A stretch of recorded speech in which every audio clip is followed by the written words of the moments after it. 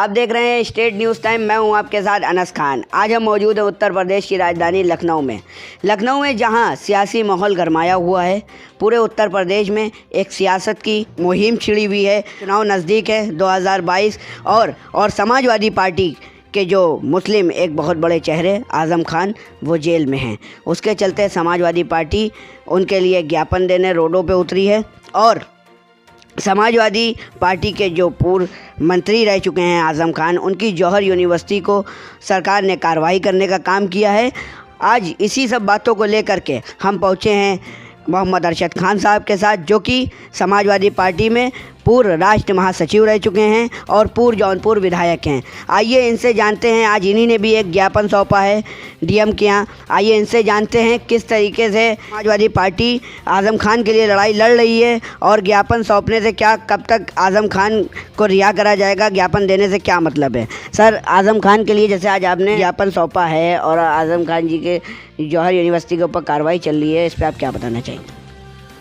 जब से भारतीय जनता पार्टी की सरकार उत्तर प्रदेश में बनी है तो भी कोई कार्रवाई नहीं हुई थी, लेकिन जब वो लोकसभा का चुनाव जीत गए मोहम्मद आज़म खान साहब, तो 3-4 महीने में लगातार उत्तर प्रदेश में 100 से ज़्यादा मुकदमे उन पर कायम कर दिए गए, उनके परिवार पे कायम कर दिए गए, उनके बीवी पे, उनके बेटे पे और जौहर यूनिवर्सिटी के ख़िलाफ़ कायम कर दिए गए। जिस आदमी पर एक भी मुकदमा नहीं था ज़िंदगी में, और सरकार बनने के बाद भी भाजपा की 1 साल तक मुकदमा नहीं था, लेकिन लोकसभा चुनाव जब मोहम्मद आज़म खान साहब जीत गए तो 3-4 महीने में तकरीबन 100 मुकदमे या उससे ज़्यादा मुकदमे आज़म खान साहब, उनके बेटे अब्दुल्ला आज़म साहब, उनकी बीवी डॉक्टर तज़ीन फातिमा जी और जौहर यूनिवर्सिटी के ख़िलाफ़ कायम कर दिए गए।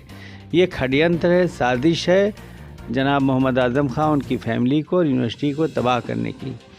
और अभी उत्तर प्रदेश सरकार ने गलत तरीके से जौहर यूनिवर्सिटी की 1400 बीघा ज़मीन को जौहर यूनिवर्सिटी ट्रस्ट से छीनकर अपने कब्ज़े में ले लिया है और अब यूनिवर्सिटी को वो बर्बाद करना चाहते हैं, ख़त्म करना चाहते हैं, गिराना चाहते हैं या कब्ज़ा करना चाहते हैं।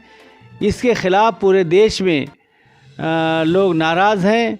समाजवादी पार्टी भी लड़ाई लड़ रही है शुरू से और बहुत सारे संगठन भी लड़ रहे हैं कि यूनिवर्सिटी के ख़िलाफ़ जो कार्रवाई हो रही है वो गलत है। हम उसकी निंदा करते हैं, भर्त्सना करते हैं और उसी के लिए आज हम लोगों ने जिलाधिकारी लखनऊ से मिलकर ज्ञापन दिया है। पहले भी हम लोग लड़ाई लड़ते रहे हैं और लड़ते रहेंगे जब तक न्याय नहीं मिलेगा। डेमोक्रेसी हमें जो राइट है उसके लिए हम लोग करेंगे। आज जिलाधिकारी लखनऊ को मिलकर हम लोगों ने राष्ट्रपति और प्रधानमंत्री महोदय को ज्ञापन भेजा है उनके ज़रिए से कि आज मोहम्मद आज़म खान, उनके परिवार के मुकदमे के लिए एक स्पेशल सुप्रीम कोर्ट के जज की क़यादत में कमीशन बैठाया जाए, जिसमें सारे मुकदमे एक साथ भेज दिए जाएं ताकि सबकी सही जांच हो जाए और आज़म खान, उनके परिवार को और जौहर यूनिवर्सिटी को इंसाफ मिल सके। और जो गलत ढंग से उत्तर प्रदेश सरकार ने 1400 बीघा ज़मीन जौहर यूनिवर्सिटी से कि जौहर ट्रस्ट से लेकर सरकार के कब्ज़े में सरकार के नाम कर लिया है, फिर से वो ज़मीन जौहर ट्रस्ट को वापस किया जाए, जौहर यूनिवर्सिटी को वापस किया जाए। और उत्तर प्रदेश सरकार जो अवैधानिक कार्रवाई मोहम्मद आज़म खान, उनके परिवार और जौहर यूनिवर्सिटी काम कर रही है उसके खिलाफ वो रोका जाए।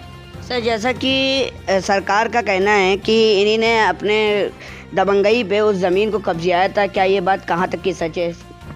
सारी ज़मीनें बैनामा की थी, रजिस्ट्री की थी, लिखा पड़ी है। बिल्कुल झूठ कह रही सरकार। मोहम्मद आज़म खान साहब का जो जौहर यूनिवर्सिटी का ट्रस्ट है उसके नाम सारी ज़मीनें पैसा देकर ख़रीदी गई थी, कोई कब्ज़ा नहीं किया गया था। उत्तर प्रदेश सरकार ने तमाम तरीके से फ़र्जी बहाने तलाश करके मुकदमे कायम किए हैं और गलत बुनियादों पर ज़िलाधिकारी से रिपोर्ट लगा कर उस ज़मीन जौहर यूनिवर्सिटी की 1400 बीघा ज़मीन उत्तर प्रदेश सरकार ने अपने नाम करा लिया है। सर, जैसा कि और जो विपक्षी पार्टियां हैं वो कह रही हैं कि समाजवादी पार्टी को जो कदम उठाना चाहिए था, जैसे कि ओवैसी ने अभी बोला कि जो कदम समाजवादी पार्टी को पहले उठाना चाहिए था वो समाजवादी पार्टी अब क्यों वो कदम उठा रही है जब चुनाव करीब है। समाजवादी पार्टी पहले दिन से ही मोहम्मद आज़म खान साहब, उनके परिवार और जौहर यूनिवर्सिटी के साथ है। हम लोगों ने अयोध्या के संतों को ले जाकर वहाँ प्रदर्शन किया था, गिरफ्तारी दिया था। और समाजवादी पार्टी के कार्यकर्ताओं ने बड़ी तादाद में 1-1.5 साल पहले ही रामपुर में बहुत बड़ा प्रदर्शन हुआ था। अखिलेश यादव जी खुद चल के रामपुर गए थे।